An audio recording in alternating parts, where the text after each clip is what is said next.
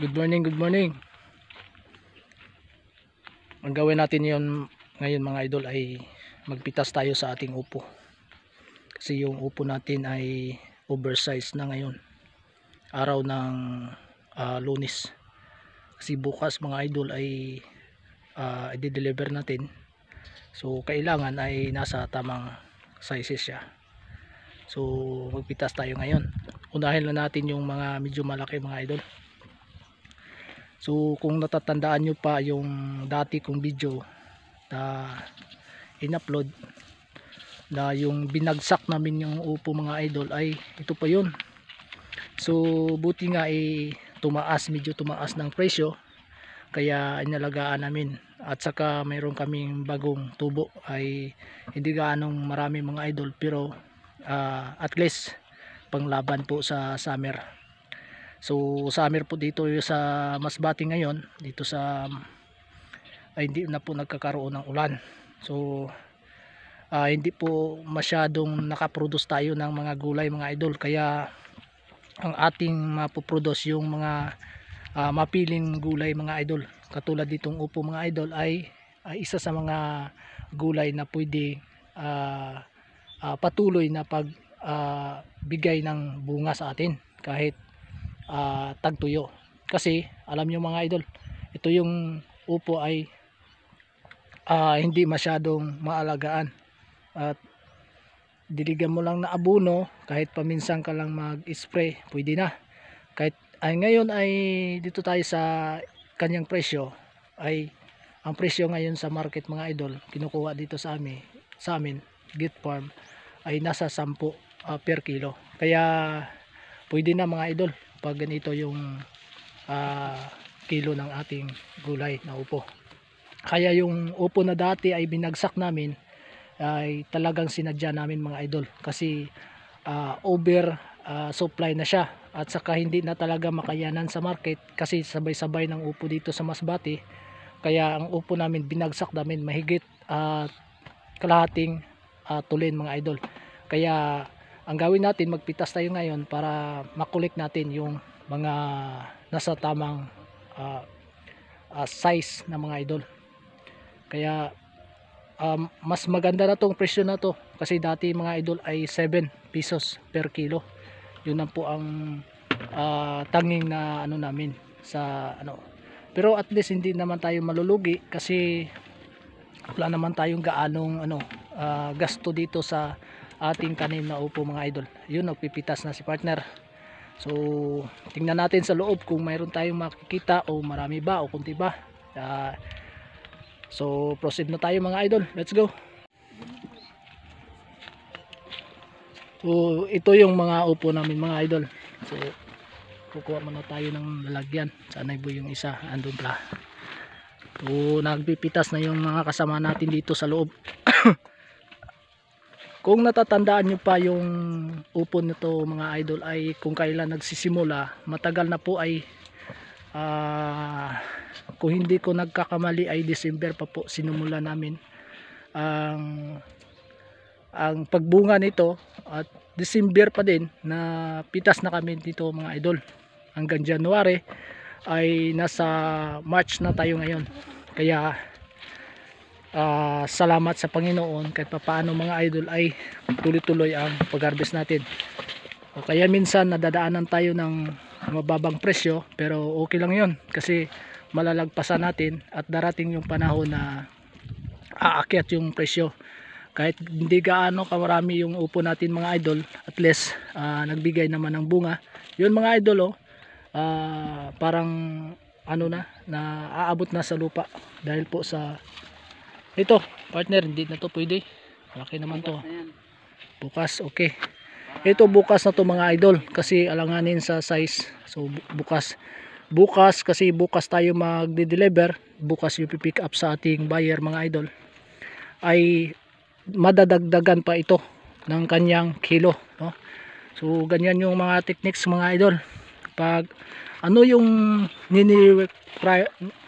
yung re-required yung sa tagapagbili natin o kaya market, yun po ang susundin natin, no? Minsan yung utos nila ay pinipitas. Ang ganitong mga sizes mga idol, ang maliit pa lang, dati pinipitas namin. Pero minsan yung kailangan natin yung i-balance yung yung tagapagbili sa atin. Kasi yung mga consumer talaga mga idol ay minsan namimili ng malaki, minsan maliit din. Kung sawa na sila sa malaki, ganyan lang talaga. Kailangan natin na sundin sila kasi sila yung mga consumer ng ating mga produkto. Ayun. So dito lang sa bandang itaas. Ito pwede na ata to eh. Pwede na to. Talagang maraming bunga dito mga idol, Pero wow, dito lang ang pwede mga idol. Wow. Marami. Wow. Dito lang. Marami Yun talaga. po ang nilalagyan namin yung tapos inaakot. Kaya ako na magbuhat niyan. Wow. Bubuhatin ko to mga idol. Yeah. Kasi yung tagahakot namin kawawa naman eh. Mabigat pa naman yung isang balde. Medyo malilim yung panahon dito mga idol. Ngayon ay siguro parang uulan ata. Maganda sana kung uulan mga idol. So dito natin ilalapag sa loob mga idol para sa ganun po ay pag uminit yung panahon, hindi po matamaan ng ng init ang upo natin. Kasi pag natamaan to ng init mga idol, hindi naman mabilis siya na anong tawag nito, hindi naman masyadong madali na maapektuhan yung niya sa init. Pero kung natagal yung init, syempre ang mangyari sa kanya, lalambot siya talaga. Ganyan lang mga idol. So ito pa yung collection namin ngayon mga idol, bago pa lang kami nagsimula. So napakaganda yung upo natin mga idol, ay kumikintab kasi ito po ay ini-sprayhan namin kasi nalagaan na namin to mga idol. Kasi tumaas ng presyo, baka aabutin tayo ng 15 o 20. Mas maganda na yon, kahit pa paano kikita tayo ng ganyan. Kasi malaking tulong na din to sa ating pag-farm mga idol. Kasi hindi naman masyadong malaki yung ginagasto namin dito. Yan, napakaganda po yung natin, yung upo natin mga idol. Ganito po yung mangyayari sa kanya kapag ini-sprayhan siya, talagang makintab yung niya, yung balat niya. Kasi kapag hindi natin na-sprayhan mga idol, lalo na pag medyo matagal-tagal na po na hindi po na-sprayhan, talagang kinakain ng mga uod ng kanyang balat ay hindi po maganda tingnan, at saka hindi po siya quality. Kapag pagdating sa market, hindi siya masyadong mabili mga idol. Kaya ganyan tingnan nyo, makikita nyo naman mga idol ay talagang parang pantay na yung upo namin yung pinipitas. Kasi ganyan po ini-estimate namin po ay na kung sa ganun ay magkapareho yung laki niya. Pero hindi naman gaanong perfect na pag select ng mga sizes mga idol. Ayan po. Dito naman sa kabila mga idol ay may bago kaming tanim dyan, katulad nito mga idol. Itong puno na to, bago pa tong tanim mga idol. Pahabol yan mga idol. Ito, pahabol yan. Tatama talaga sa buwan ng April at May. Bubunga na yan. Ang iba mga kasama nito mga idol nandun. Kung makikita nyo nandun sa kabila, mamaya ipapakita ko sa inyo mga idol. So nagkaroon ng bunga bago pa lang yung mga idol. Kasi wala kaming gaanong maraming pinipitas sa linggo na ito, sa buwan na ito, dahil po sa tag-init hindi po nakaproduce tayo ng maraming gulay. Kaya inalagaan namin ang aming upo mga idol, kasi ito pong magsusustain sa ating pangangailangan mga idol.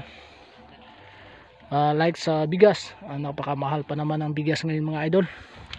So dito ay mga idol, papakita ko sa inyo yung bagong tanim namin mga idol.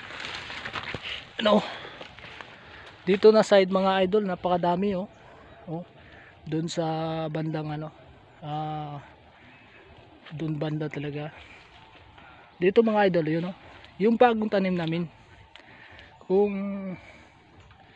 hindi ako nagkakamali, mga 1 buwan ata mula sa pagtanim to, 1 buwan at kalahati, ganun mga idol. Pero sa awa ng Panginoon, kasi lagi naming dinidiligan mga idol ng tubig na may kasamang abono, kaya napakabilis yung bumunga. Ito mga idol,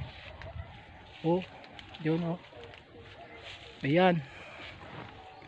So marami na po yan, pwede na po yan kukuha sa sunod na araw mga idol. Ito bago po itong tanim, kasi dito po sa itaas ay dati na po ay galing buto doon sa kabila. Kaya ito bali ito luma na ito mga idol, dati pa ito maraming bunga. Doon yan sa kabila, mga ilang mga linya, umaabot siya dito mga idol. Kaya pag magtanim tayo mga idol ng upo, bigyan natin ng malaking espasyo, kasi nagagapang yan. Imagine niyo mga idol, ilang linya kaya ang inabot niya, mga I think mga 4 lines mga idol, 4 hanggang ito inabot niya pa rin. Mula December hanggang March, ito pa rin mga upo natin. Tingnan natin, may bunga pa rin. Ayan, so umaabot talaga ng magandang bunga mga idol. Ito mga idol, sinasabi ko, bago pa lang yan. Bago pa lang yan. Pero ngayon makikita natin na malaki na talang bunga. Pwede na mapipitas sa susunod na linggo or sa susunod na araw mga idol. Yun, I think ito mga idol ay nasa malapit na sa 1 kilo. Hindi ko magkakamali. Yun yung pahabol namin mga idol sa summer na ito. Ito po ang magsusustain sa atin ng ating pambili ng bigas mga idol.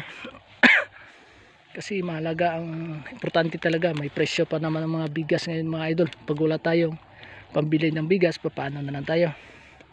So ang ginawa namin ay nagtatanim kami ng pahabol. Buti na lang hindi kami inabot ng tagtuyo talaga mga idol, ay nakatanim na kami. Yun ang maganda mga idol. Isa sa mga techniques mga idol, hambang mayroon pang ulan, magtanim tayo para pag umabot ng tag-init mga idol, mayroon tayong pipitasin. Ayun lang po mga idol, yun po ang atin na masishare sa inyo sa video na ito. At kung bago ka pa lang sa ating channel, huwag kalimutan mag-subscribe at pag-click ang notification bell para updated po kayo kung mayroon tayong i-upload na bagong video. God bless po. Thank you.